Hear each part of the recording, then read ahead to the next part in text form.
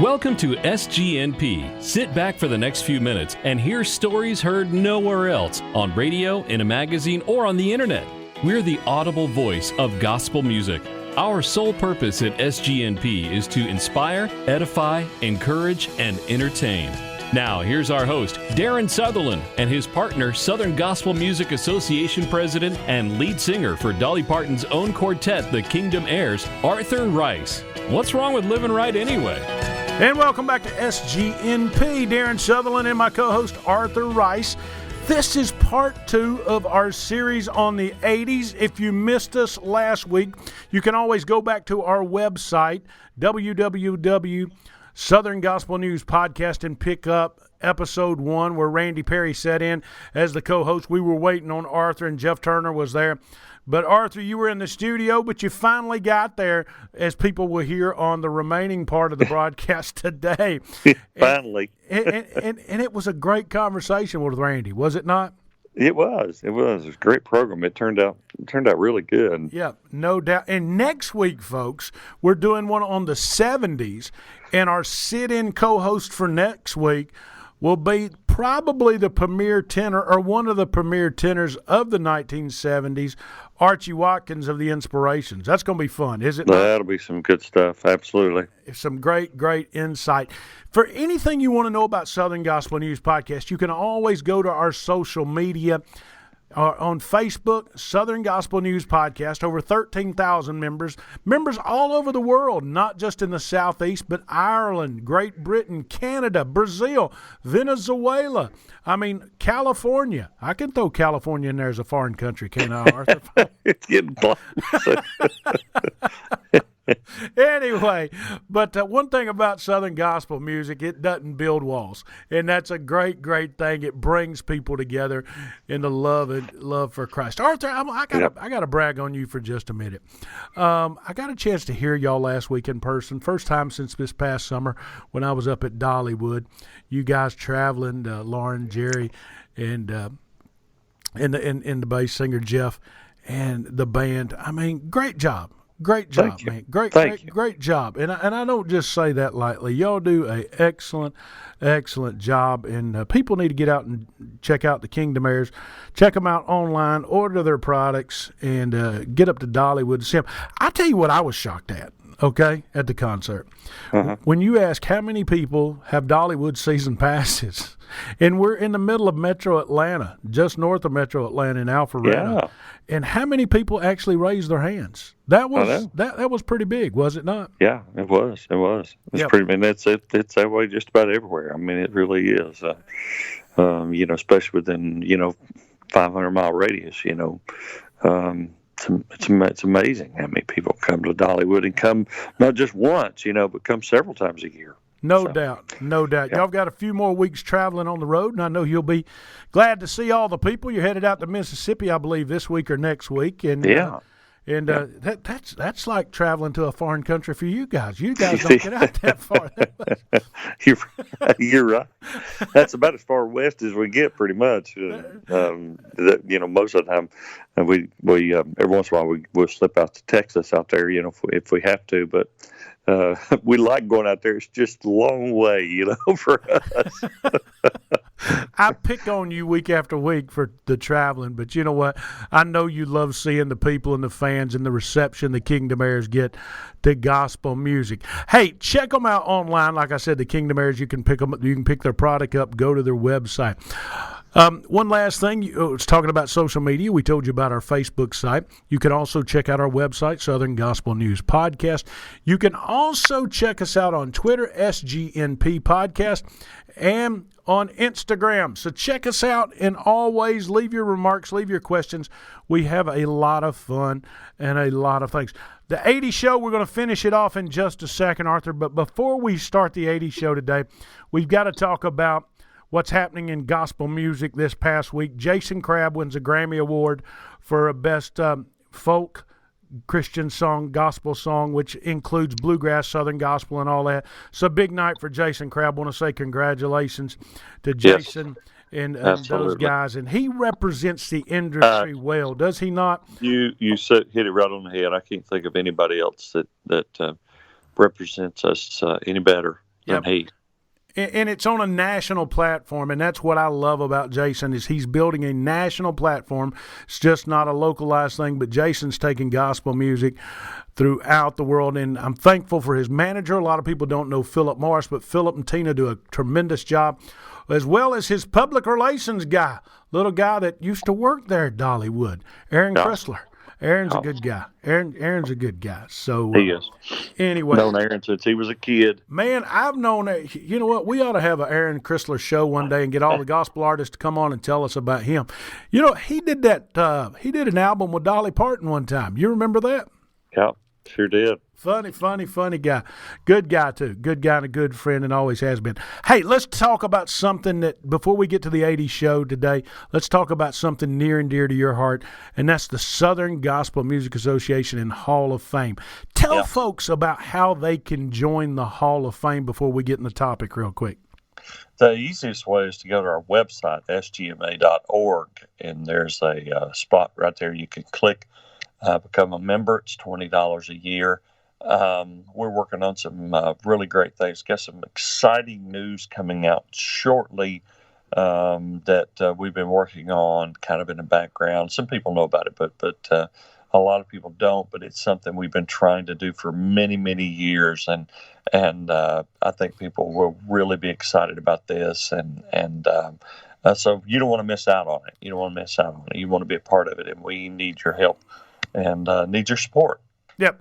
Arthur, more than ever before, and I'm going to say this more than ever before, the ballots came out last week for the induction in the class of 2019 for the Southern Gospel Music Association Hall of Fame.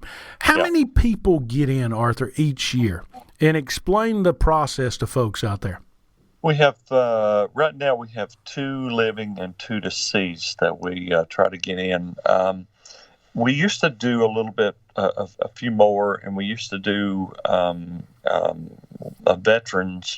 We had a veterans committee that tried to make sure that we're kind of catching up now, and because of we're kind of the NQC has given us a day to do our program, and they've been so kind and so generous with that, and it's a great fundraiser for us, and it is the largest fundraiser that we do in a year, and so we're kind of limited on time, so we kind of we have to kind of stick to two and two this time. So like I said, the ballots are going out, and most everybody should have their ballots if they're members, and they can nominate whoever they'd like for to be inducted, and then we the process for that is we'll get those ballots back, and then we tally those up, and then the board votes on, we look at who is if they qualify, how much they have done for the industry, and make sure that they're that they qualify in that realm. Right. So that's kind of the process for that, and then we narrow it down and we vote on the final 4. Fun, and it's a tough obligation you guys have because there's so many deserving people out there. It really is, and it's just, it comes down a lot of times for the past several years. It's came down to just 2 or 3 votes. I mean, just really close stuff, and to pick out really who deserves, and I'll throw this out. People ask me all the time who, and I really don't say who I vote for, and that's simply because I'm a little close to it, and so I think I don't want to influence anybody, but I'll tell you somebody that a lot of people don't know, and that I think needs to be recognized is Marlon Taylor. Now, you may not recognize that name, but if you have Sirius XM radio, then you recognize the Southern Gospel Station on there. And Marlon Taylor was he started all that. I mean, he was the man who put us on satellite radio. And I just want to throw that, there's a name that kind of sticks out that a lot of people don't know, and that is one guy that really has done a lot for our music as far as putting it worldwide. And I don't know. I just felt like I needed to say that. And so he's done a lot of great things for us. Great nomination or great thought there, Arthur. I appreciate you taking care of the industry folks and letting them, because without the industry folks, I mean, you could think of a lot of great industry folks out there. Becky Simmons, Ed Harper. Oh, yeah. I mean, so many, Ed Leonard, Chris White, so many great industry folks out there that have had a hand in the growth. Clark Beasley in the growth of gospel music. We could go on and on. But Marlon certainly does need to be mentioned, and there's great artists out there. I would think just we could do a whole show on this, and we'll do a whole show on the Hall of Fame later, but check out social media, folks. There is a lot of buzz going on social media through like Southern Gospel News Podcast and other Facebook sites on who people are voting for. And I'm kind of tickled at some of the names and some of the people listen. Not tickled in a bad way, but just tickled in so many good names that are coming up and so many people that are being pushed. Some friends of ours, and we can't mention one without mentioning another. But I'm going to throw one out there that I think. Now, he may not qualify based on the Hall of Fame's criteria, but he's done a lot for gospel music, okay? Yeah. Here's who I'm going to throw out there, Arthur, and it's going to be a curveball, okay? If I was to vote for my two living folks, okay, number one, I would vote for Arthur Rice, all righty? And here's why. Arthur's been singing for umpteen years. He's been nominated lead singer for umpteen years. I've never heard nobody say anything bad about Arthur Rice. He's a gentleman. He's a pure quartet man.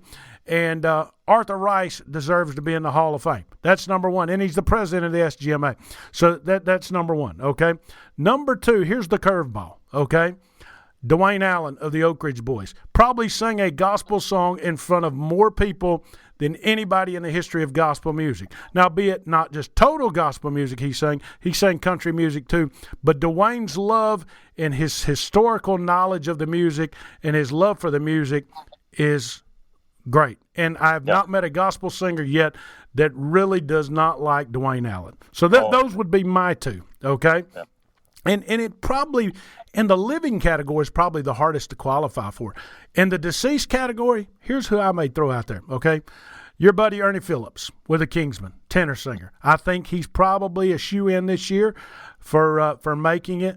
And then the second one I'm going to throw out there, and I'm going to say this for all the local and regional groups because they designed the plan for local and regional groups to flourish and make a living in this business, and that's Hubert Cook of the Singing Cooks. Mm-hmm. I mean, if you think about the Cooks, Arthur, groups, the national platform groups would look at the Cooks and say, how do they do it? They travel in a 3-state region. You'll never see the Cooks in Missouri. You'll never see the Cooks in Michigan. You'll see the Cooks probably Virginia, Tennessee, Georgia, South Carolina, maybe North Carolina, just that area, and it's just along the Appalachian Trail. It's not out there in Memphis. It's not in Savannah. It's not in, Richmond. It's right in a little corridor, and within the Southern gospel community, it's a household name. And Hubert built an enterprise with the Cooks and did it in a way nobody else has ever done. So those would be my four, and there's probably some great ones I missed out there, but have some debate over that. Go to Facebook, put your things in, go join the Hall of Fame. And, Arthur, let's get on to our show with Randy Perry where you talk about the best of the 80s. Easy enough? Yes, sir. Once again, I want to stop for just a moment and thank my friend Mike Lindell and the fine folks over at MyPillow and MyPillow.com.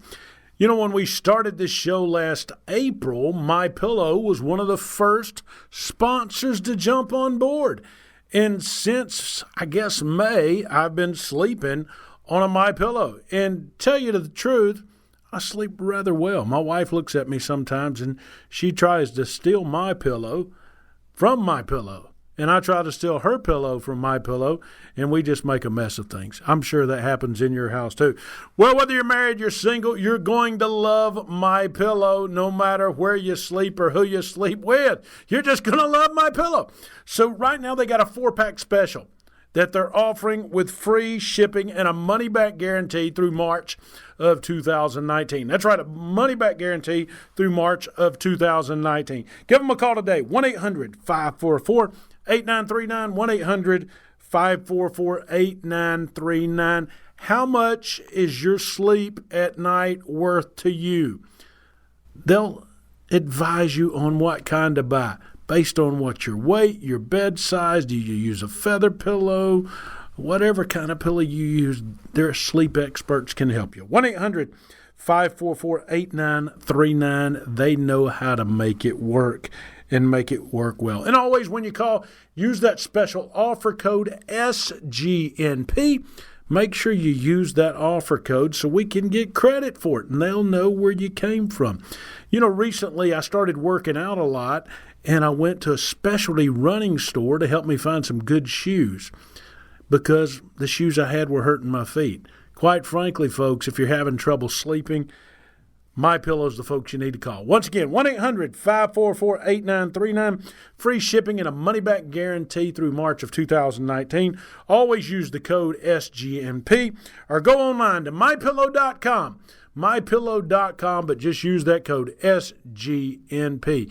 And hey, thanks for being a part of SGNP MyPillow. Hey, I'm Karen Peck Gooch with Karen Peck and the River, and you're listening to the best in gospel music right here on SGNP. And welcome back to SGNP. Darren Sutherland here.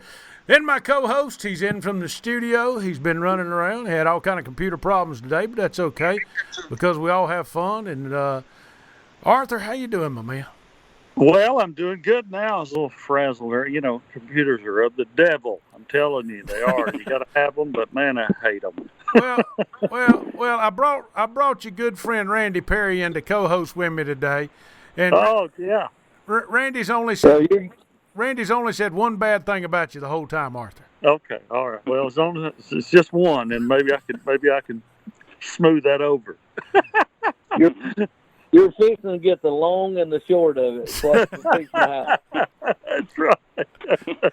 And then our historian Jeff Turner's on with us, and he keeps us straight. And Randy, was I correct when I told you he knows more about gospel music than most people have forgotten? Hey, he educated me on some stuff today. That's pretty good. On yourself? Yeah. You're like me. You forgot more about the 80s than you can remember. Hey, some of that stuff I don't want to remember. That's the truth. Hey, boy, I wish I had remembered that. Guys, you ain't lived through the 80s until you go home to eat with somebody and they're prominent people in Southern gospel music, and when you walk in the door, there's a cat up gnawing on the end of a roast, and the woman shoos that cat off the counter and says, "Well, the cats have to eat too." That's what the 80s was about. Hey, I'll tell you a good one. We sang down in South. Well, I'm not going to say we sang down in South Carolina, and when I was at Kingsman, and one of the ladies at the church wanted us to come and eat at her house. Now we couldn't take the bus, so we had to take a couple of cars. So we got in. We walked into her house. It was clean. It was very, very nice. She had fixed a meal for us. We went in and sat down in her living room, and we got to looking. And all around the living room, she had stuffed chicken legs. I'm talking the feet, chicken feet. And she had some with lamps. She had some with different. It was the weirdest thing. I mean, it was like Pet Cemetery, and it was so weird.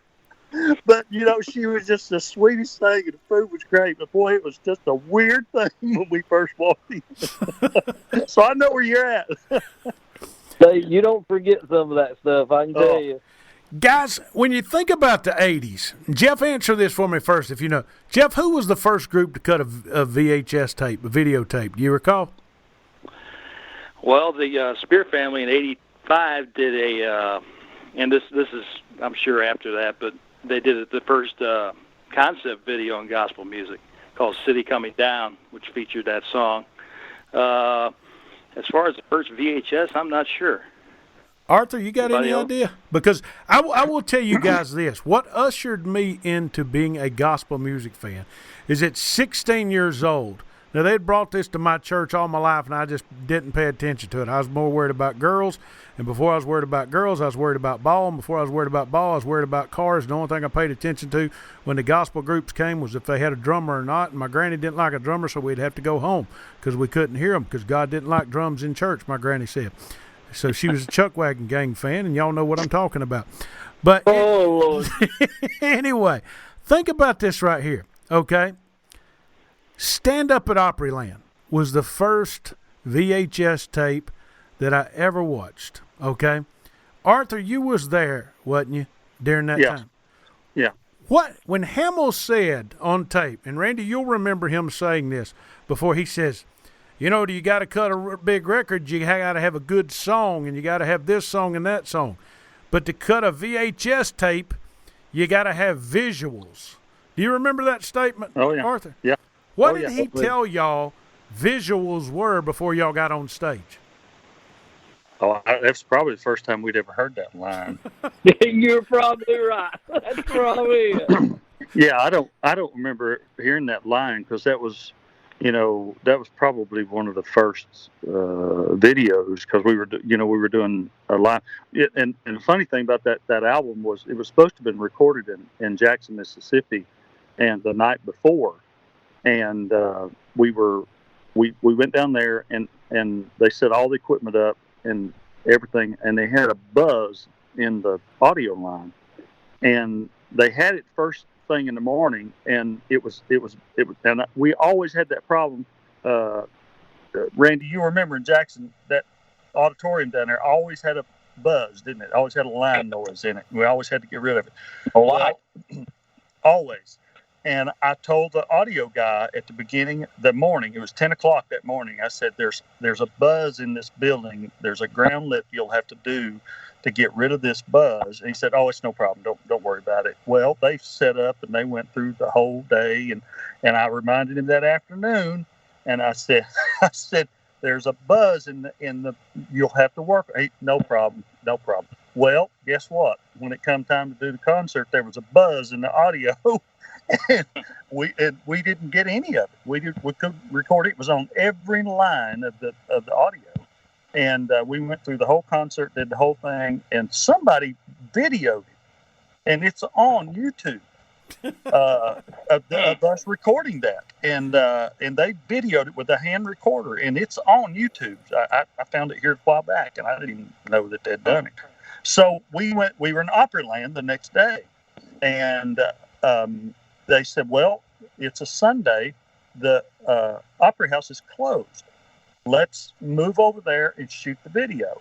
And so it happened just that quick. I mean, it was like 10 o'clock, and all of a sudden, by 11 o'clock, we were moving from outside to inside the Grand Ole Opry. And that's that's how we recorded that album, just off the cuff. I mean, it was just, because they were already set up to do TV. And so that's kind of how that album came about.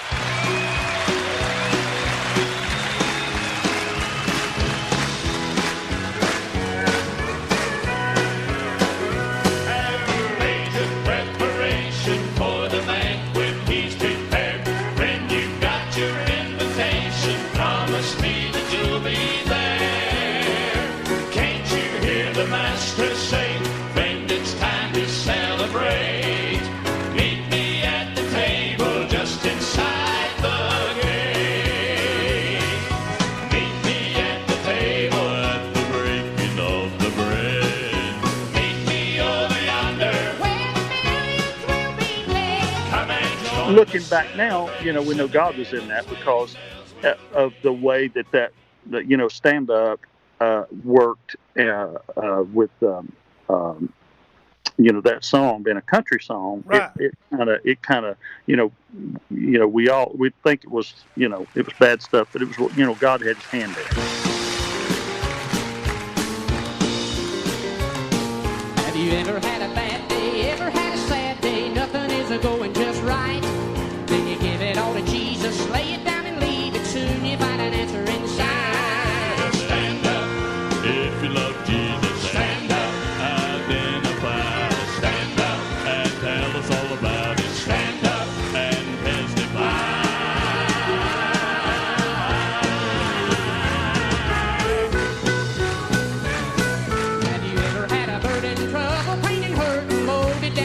so fair.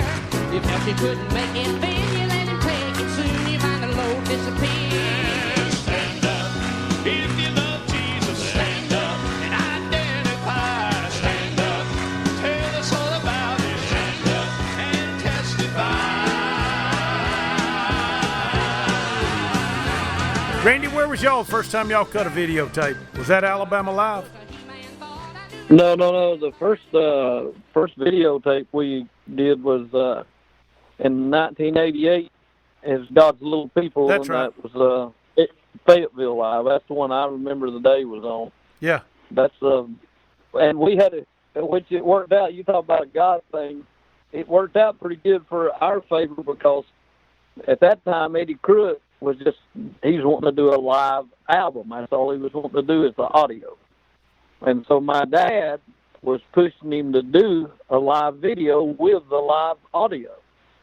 And I know Arthur probably remembers that's back when Kevin McManus had that mobile truck. Yeah. And so my dad, Eddie told him, said, well, I'm not paying. It's not in your contract. I'm not paying for no live videos and stuff. You're just on your own. Well, we had to foot that bill ourselves. And so Eddie went back and revised our contract and put in there that any video sales and everything, we'd have to, foot ourselves. Well, as the years have went on, that, we've got all the masters to all the videos. So it worked out pretty good in our favor. Yeah. But, Guys, the hardest person that I ever heard groups, and you've mentioned this 2 or 3 times, both of you, having to follow. This guy never had a number one song in gospel music. I booked him myself, Randy, as you well know, when I promoted music in the metro Atlanta area. Charles Johnson, with Charles Johnson and the Revivers. People, we are gathered for miles around. Let's get together and make a joyful sound. Lift his name and let his praises ring. Let's stand up together and let it be known that we are weak, but thou art strong.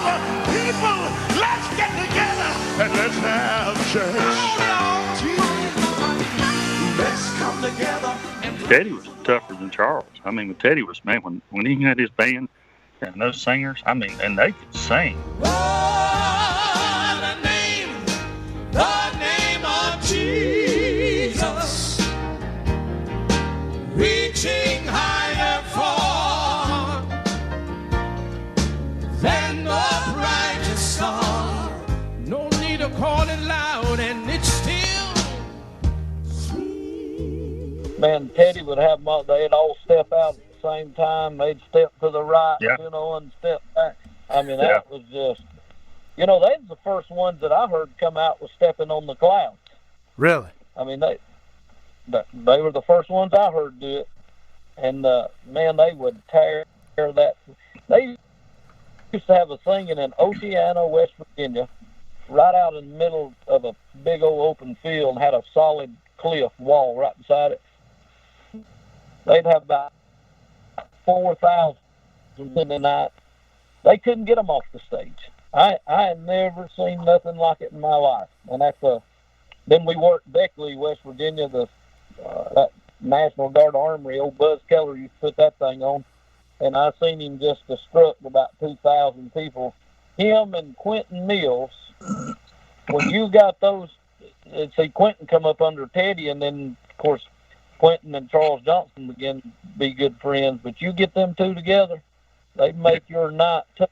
You had to follow them now. Here's a group that, Jeff, I know we talked about it earlier.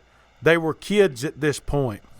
And I often thought if Kim hadn't have left and joined the Hoppers and Tony would have been with us longer and Tim's health would have stuck a little bit stronger, where would the Greens be today? Because those guys came on as teenagers with songs like When I Knelt the Blood Felt, Miracle in Me, I mean, in the late 80s.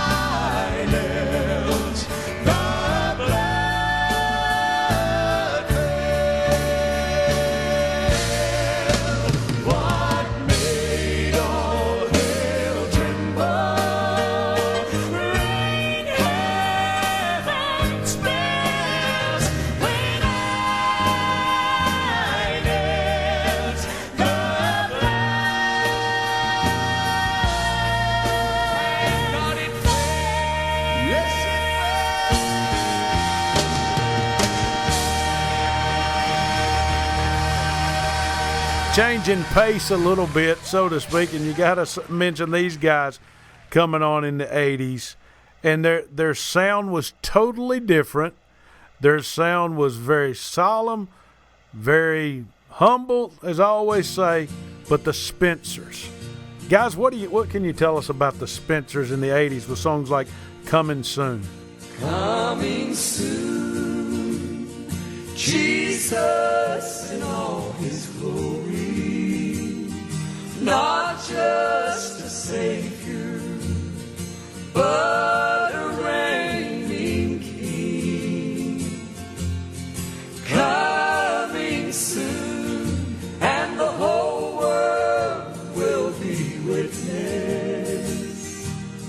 Oh, be ready, for he is coming soon. For those guys, you know, like I said, that was in the era of all the bands and stuff. Well, see, I mean, they had that sort of country sound, but they had a full band. Yeah. And everybody was playing instruments and everything, and so you got a little bit of touch of bluegrass with them, and then pulled in with that family harmony. Yeah. I mean, you know, and people I think just fell in love with them. Actually, they didn't just come out and just wow you just to the point to where it knocked your hat in the creek. But before they got off of that stage, I'm telling you, they'd have everybody's attention. I've watched them do that night after night after night. And you stand there and say, okay, I get it. Yeah. And you got to put God in the middle of all that. Yeah. Oh, absolutely. Yeah, that's the thing. A lot of times we overlook, and then when we talk about this, is the anointing. You guys had that, Perry's had that, and you can have great songs, but if you don't have the touch and the anointing, it ain't going nowhere. It don't matter what you do, and so a lot of times we look over that. But that is, that's where when the McCameys come on, they had such an anointing on them that it carried them. Oh, absolutely. Arthur, I asked Randy this earlier. Where were you at the first time you saw the McCameys? Somebody asked me that the other day, and I can't remember. It was probably in Gainesville. I can't remember. I want to think it was in Gainesville at the old auditorium. One of the first times they sang with us, and at that time they kind of had their own little following, and they kind of bring their own crowd, and it was tough. It was almost tough being with them at first because they had their crowd and they didn't necessarily like anybody else. And so, am I right? I'm sure glad you said that. Well, it was. I mean, really, they had their I know it was.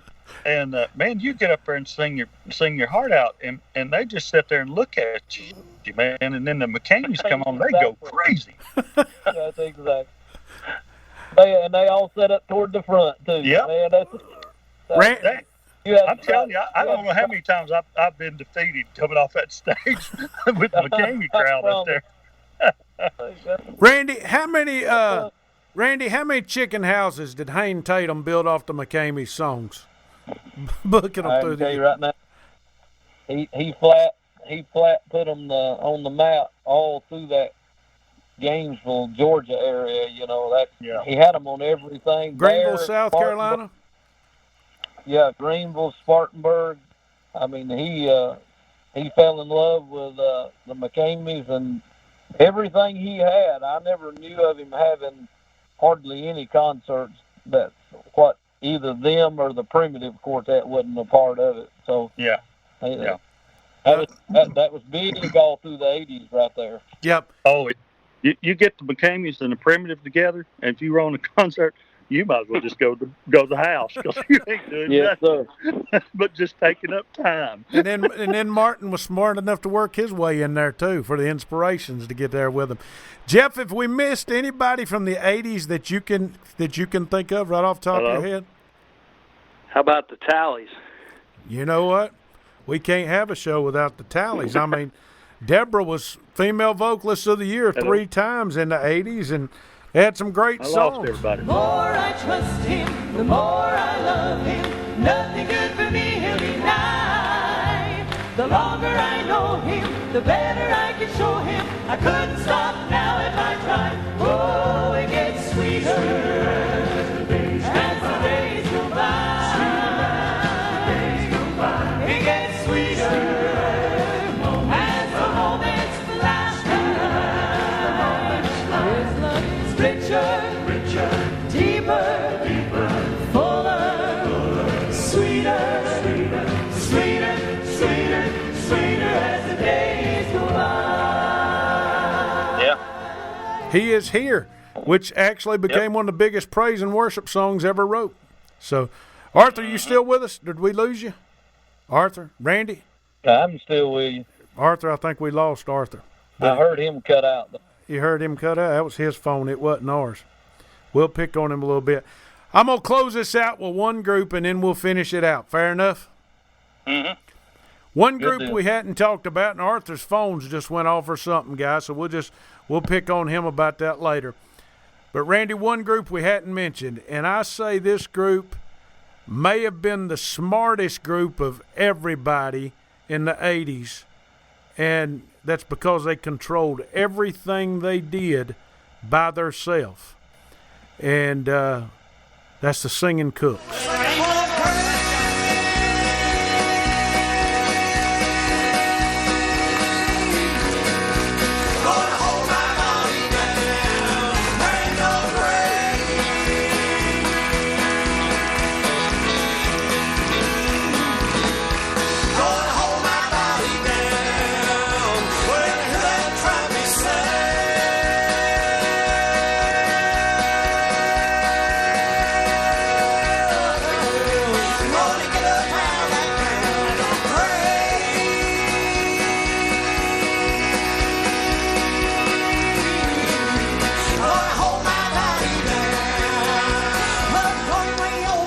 Recordings, the record contracts, the bookings, the Cooks did it all themselves.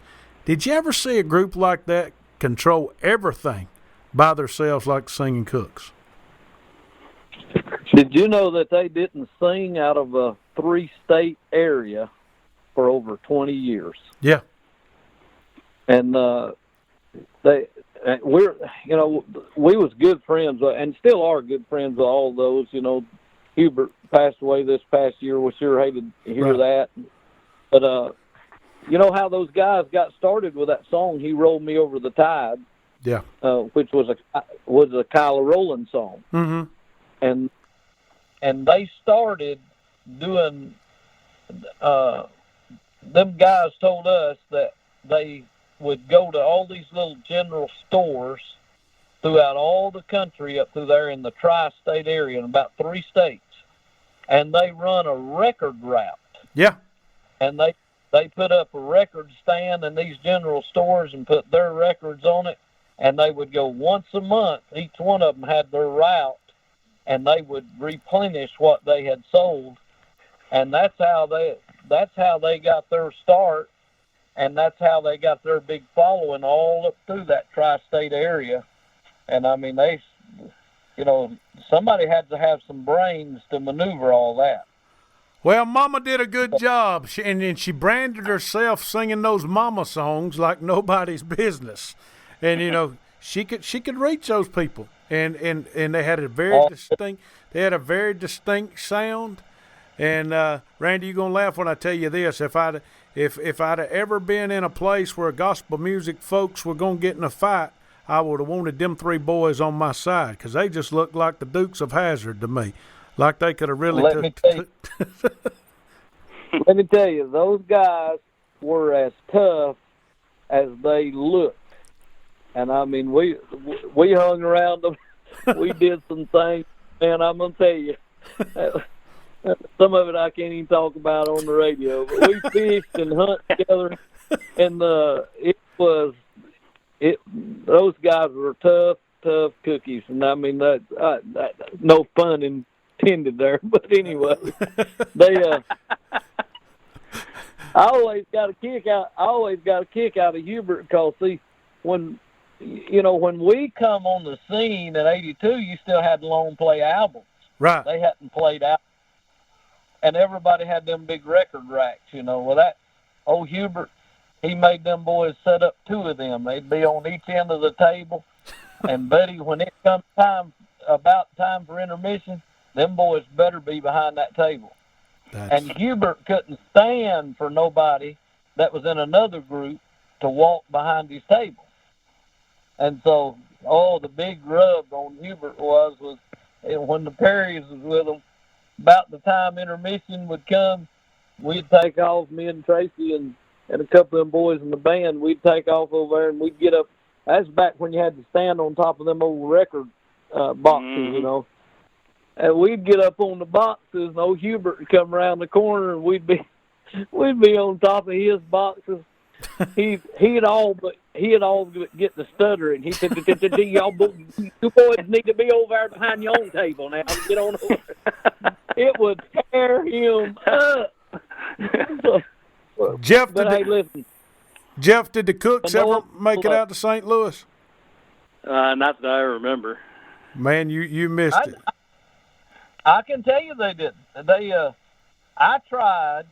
There was a guy that promoted in Fort Smith, Arkansas, and I mean he had some concert out there that had 4,000 and 5,000 people at it, and we tried to get them to go with us. I kept telling them, I said, guys, I'm telling y'all need to go to Arkansas with us. And old Jeanette, she would say, honey, why do I want to do that?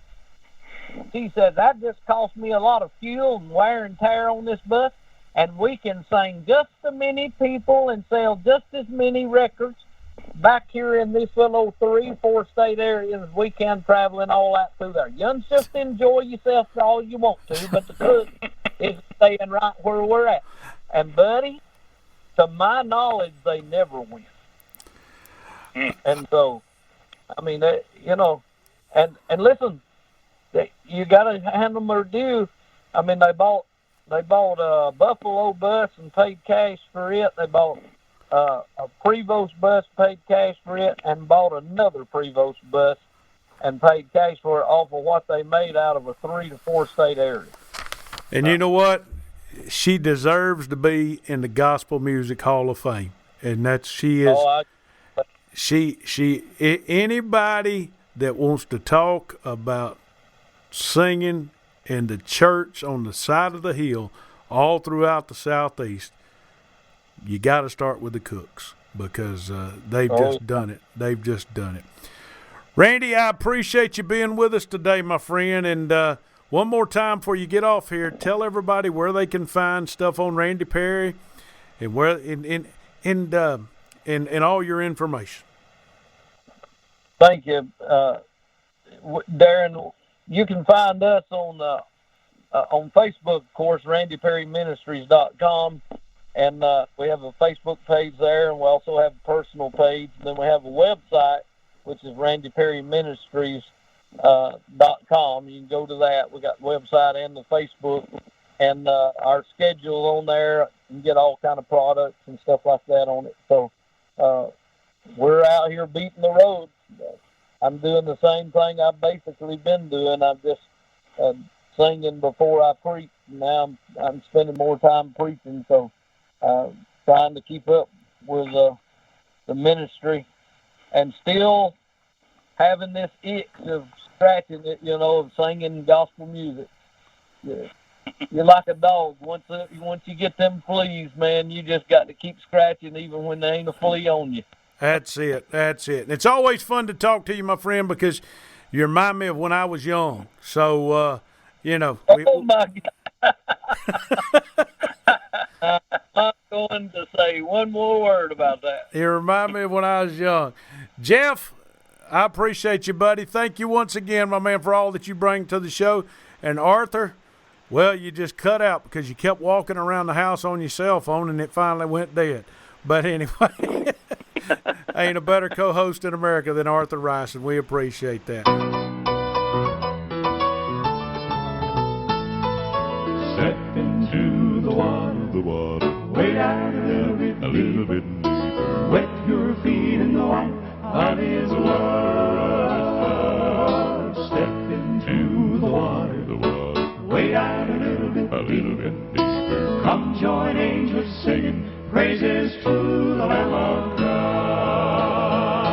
It's time we the people stand up for what is right. It's time we squared our shoulders back and raise our swords to fight. For the Bible is my weapon and the Spirit is my shield. The church needs more of its members to be workers in the field. Step into the water, wade out a little bit deeper, a little deeper. Wet your feet in the water of His love. Step into the water, wade out a little bit deeper. Come join angels singing praises to the Lamb of God, to the Lamb of God. There is victory for the Christian who walks the narrow way. There has been a prize appointed for the soul who does not stray. Oh, I want to live for Jesus and be all that I should be, so that I can rest with Him forever. And welcome back to SGMP. Darren Sutherland here, talking about the 80s, finishing it out with Arthur. Arthur, you told me before the show when we were doing some pre-production that the Henson's Call Me Gone was your favorite show in the 80s. Why is that? Oh, I love that song. I love that song. Well, they just, that was a great song. And, boy, they just, Kenny was just such a great singer. He could sing the phone book, and I'd love it. You know what? They were great. I went back and listened to that song today. Matter of fact, let's take a listen to it right now on SGMP.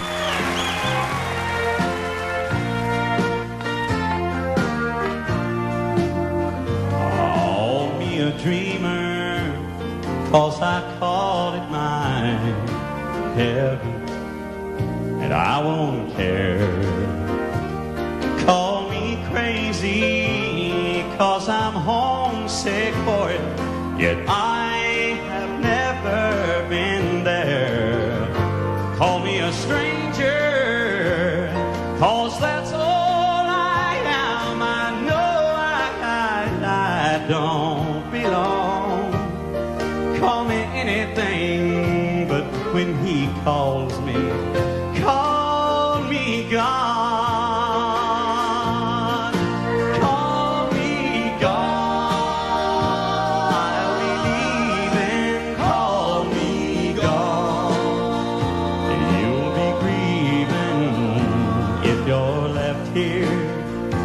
Without Jesus to call on,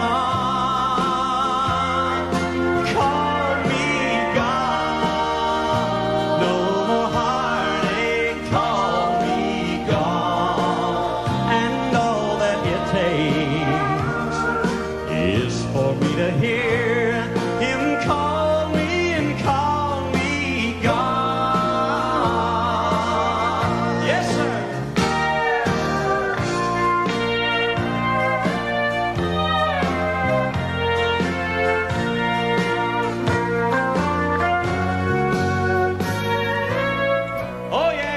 I've been called an awful lot of things in my lifetime, and to be honest with you, smart wasn't hardly ever one of them. But thank God I was smart enough one day to call Jesus Christ the Lord of my life. And you know what? I called it quits to a whole lot of sinning. But now, it's cause of that commitment that a lot of people laugh at me and they call me foolish. But let them go ahead and laugh. You see, it really doesn't bother me at all. Because even a fool can see with the shape she's in that this whole world's just about to fall. But just as long as I let Jesus call the shots, why, I ain't got nothing to fear. And when that roll is called up yonder, don't you go to calling me then, because I ain't gonna be here. You can call me God. I'll believe and call me God. You'll be grieving if you're left here without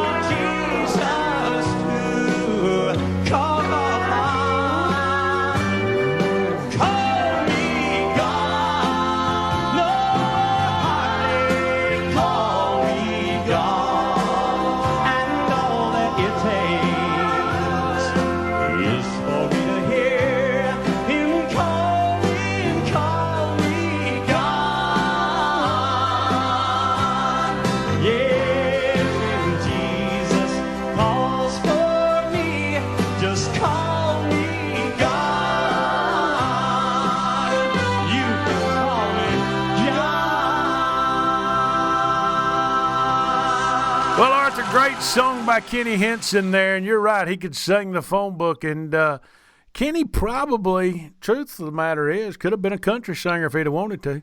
I mean, Absolutely. Good, great singer, good-looking guy. Good, had a great personality on stage. Great, could play the guitar. Great guy all the way around. And he had, he had plenty of offers to do country, but he wanted to stay with. And all the country singers knew who he was. Yeah, they loved him. That's funny. That's funny. Did we miss anybody in the 80s today that you can think of? I mean, right off the top of my head, I think we named them all. I mean, everybody. Yeah, there was. I'm sure we did miss somebody, and somebody go, "Oh, you didn't mention so." Oh man, you know what? I got beat up last week for not talking about some piano player. I forget who it was. Tommy Fairchild. We missed Tommy last week. I knew we'd miss somebody. Any of these, there's just not enough time to tell everybody. You just try to hit the ones you remember and the highlights. I've got to tell you this because you are the president of the Southern Gospel Music Association. Okay, I got an email from a lady that said, "There y'all go again. Didn't bring up Tommy Fairchild in y'all's talks about great piano players." It's a lady from Arkansas, by the way. Said didn't talk about Tommy Fairchild. The GMA has honored him twice, but for whatever reason, you gospel music people just don't want to talk about Tommy Fairchild. Well, so many times I'm limited to who I remember. That's the thing. There's people that came along, in my time, and that's the people that I remember. That's the ones that are, that are special to me, and that's the ones I think of. A lot of times I miss some of those, the older guys because they were just before my time, and before I knew, what it was, and so that's what it is. It's not that we forget them or we don't honor them. It's just it's the age bracket that we talk about. We it's easy to talk about the 80s because we remember it, So you get further than that, and a lot of times, I just can't remember, or they just weren't prominent when I was young, Arthur, as we close out, I look at the songs in the 80s, and I'm just amazed when I got to looking at the charts of the songs. I mean, Come Morning by the Nealons, Better Hurry Up by the Happy Goodmans, Excuses by the Cathedrals, Beulah Land, Midnight Cry. I mean, When I Knelt the Blood Felt, God on the Mountain, and even the Perrys. I still think it's the best song the Perrys ever performed. I remember the day when the Lord saved me. Yeah. There was a 5-year period there between about 85 and 89 that, I mean, you couldn't get a number one song or a top. If you had a top 10, you had what would be considered the top song today. That's how strong it was. Yeah. I think. Go ahead. For me, I think it was radio really came on really strong toward the latter part of the 70s. Up until then, there weren't that many full-time gospel radio stations. It's like, Asheville, the only time you heard gospel all the time was Sunday morning. You had, 3 or 4 hours there that they played Southern Gospel, and they played it on the rock stations. I mean, it wasn't even the, country station. They played it on the rock stations. And then toward the end of the 80s, then you had the radio. And so all of the 80s was just dominated by Christian radio. And I think that's one reason that we had so many great songs come along. It wasn't that they weren't before. It's just that they didn't have an outlet for it. And so radio was just super strong during the 80s and 90s. And then it kind of started falling away. And I think that's where, why it's not as strong as it is, because we just don't have that. We don't have that presence. I think we will when the internet catches on and all the online stuff does, because we don't have the radio again. Yeah. But it's going to be, I think it'll be big again whenever we land on whatever the next platform is going to be. I think it'll grow again, just like it did during that time. Yeah. And I think that's why it was so strong. We got to go, but I'm going to pay tribute to one more group that we didn't mention that we should have mentioned that's not around with us anymore. The Pains. Oh, yeah. Can't forget Can't forget the pains. Angel, step back. Here I come. It's out of this world. I mean, some great songs. We could talk all day. Yeah. You know. And think about this right here. This will never be done again. Okay. The Florida Boys, Song of the Year 2 years in a row, 85 and 86. When he was on the cross, I was on his mind. Yeah. It'll never be done again. Buddy, thank you for being with us. I'm glad you got everything taken care of. Now, tomorrow you get to take a day off, or so you can get on the road again. No, I still got another day of vocals to do, and working with a group called King's Cause down in South Carolina. Great folks, and fun. Gonna be a fun day. Fun, man. What's wrong with living right anyway? Not one thing. Thank you for listening to SGNP. If you're listening on radio, please note you can listen to our podcast 24/7 on your own schedule. Just download wherever you get your podcasts from, or visit us online at southerngospelnewspodcast.com. To hear it on your smart speaker, just ask Alexa or Google to play Southern Gospel News Podcast. And after listening, please leave a remark in the remarks section and subscribe, and you'll receive our program free every Friday. And remember to check out Southern Gospel News Podcast social media for daily fun and giveaways. We're the audible voice of gospel music. We look to uplift you every week. SGNP, where it's all about the gospel.